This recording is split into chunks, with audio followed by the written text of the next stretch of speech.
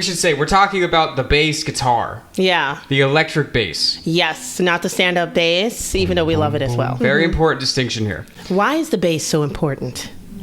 Because it's the backbone of the sound. That's right. It brings everything together. The bass sits in between the drums and everything else. Yeah. So you take away the bass and it just feels like there's something missing. Exactly. Right? The word non-cohesive comes to mind. Yes. Yes. Non-cohesive music is something that we try to avoid at all costs. And as such, we like to pump up the fucking bass. We do. All right, so I'm going to start it with a guy named, I've been trying to think of his name for so long. Paul Tootmark. Yes. Invented the electric bass. He did. In 1935. Mm-hmm. That is a long time ago. It is. It's before rock and roll. It is way before. It is decades. How do you do it? Yeah.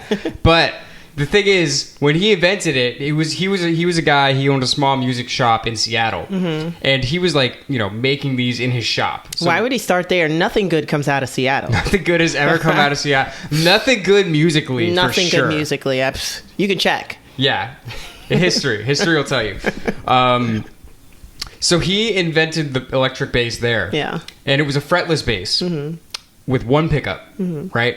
But this was like a very small shop, so he only sold like 100 of them during his whole like run of like the original thing. Like when he first invented it, it didn't like catch on like that. No, I wonder how much he sold those basses for a pop. 100 back in the day. 50 cents. Man. And people were like, what am I, made out of money? Exactly. They're like, we're just surviving the depression here. They're like, come on, you think we got money for musical instruments? I don't even have money for bread. Exactly. But he was trying to get that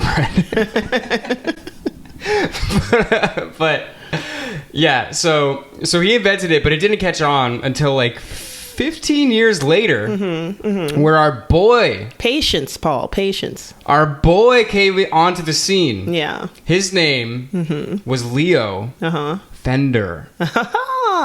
Rings a bell. And he said, I like this idea. I'm going to make it so we can mass produce it.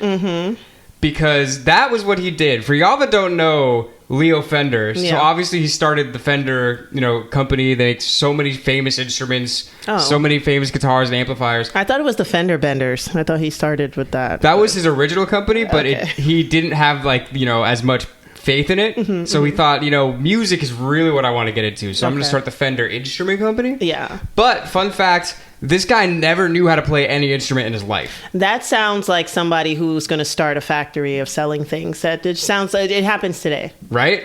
Like he's like, I don't really know how to play it, but I know how to make like the assembly line. I know like the logistics of making this a big business. Right? And that's what he did. And he created the Fender P bass for precision.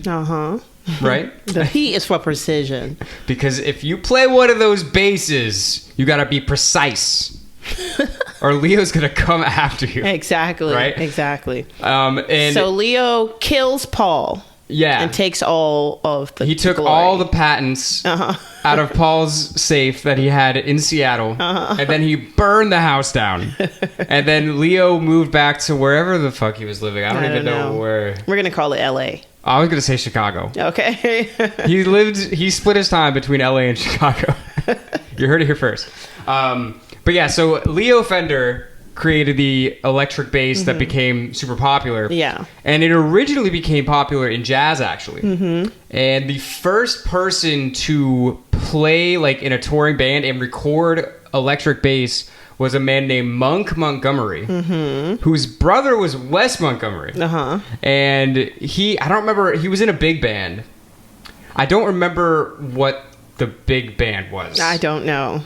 But I do remember the story. Okay, go for it. The story is that Leo originally intended like his bass to be more popular with like country artists. And then one day he was in New York and he was like going around different venues and he saw this big band.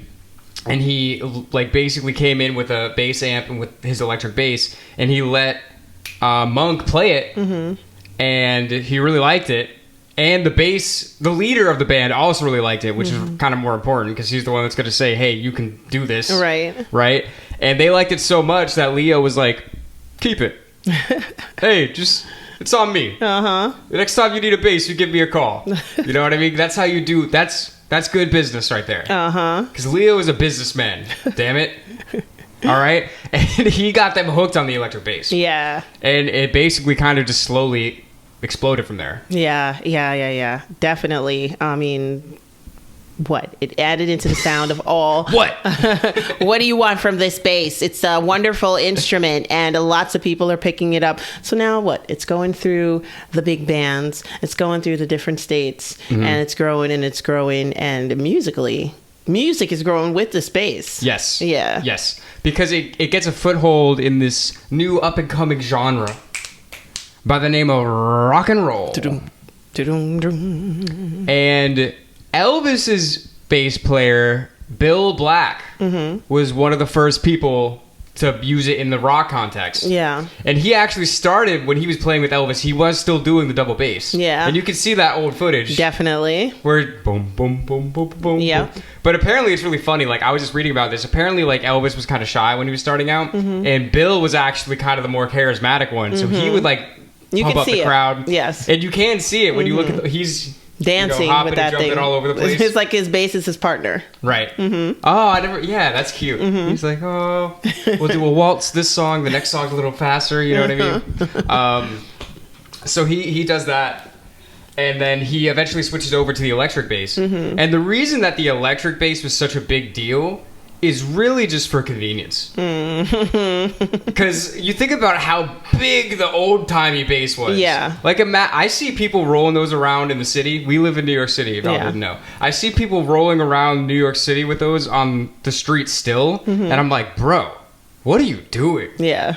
You've seen that, right? You're just like, this thing is giant. It's huge, but they got to get there. They got to practice. They got to do it. They got to go play jazz in front of 20 people. I wonder how they get to Midtown, because I only see them are pretty much around Midtown. Right? You never see them, right? You don't see them like in Bushwick rolling that thing around, or in Flatbush rolling it around. They only take Uber XLs. Yeah. And they just put, I need an Escalade. I have 2 instruments I'm going to put in the back, and it's going to be the whole car. I got to take a separate car because the basses take up so much space. But anyway, yeah, so the reason it caught on so much is because people are like, oh, like I can just carry this into the venue. Like, this is way easier. Exactly. So not only does it sound better, better is a relative term. Sounds bigger.